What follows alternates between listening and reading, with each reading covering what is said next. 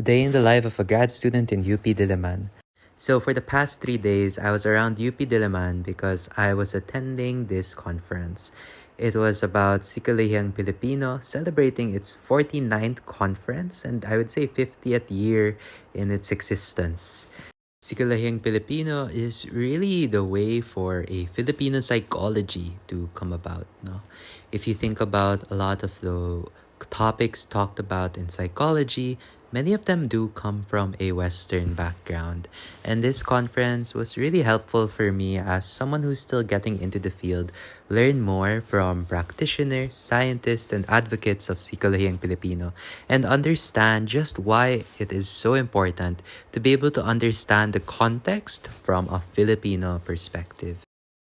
And if you think about it, 50 years isn't a long time. Doc Raji over here in this picture is one of the ones who curated the textbook on Sikalihang Pilipino, and she was a student of Virgilio Enriquez, the one who pushed forth for Sikalihang Pilipino.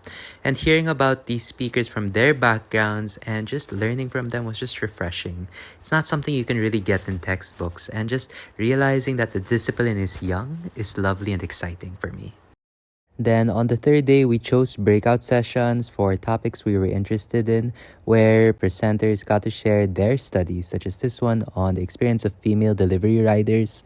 We also got to see the experience of those from the life insurance field, which was quite interesting, and even the idea of coaching in the private sector, where you get to see a more humane way of approaching it rather than something purely technical. A lot of it is Sikalihang Pilipino, trying to localize that context rather than just like a Western psychology. We ended it with a workshop on perfectionism. Maybe you might relate. So I'm grateful to have attended the conference and kind of re-energized to go back to school and work. I ended the day with Mang Laris, and it was just pretty much a institution, I guess. So it was fun. I got to order. Thankfully, at this point, it already stopped raining.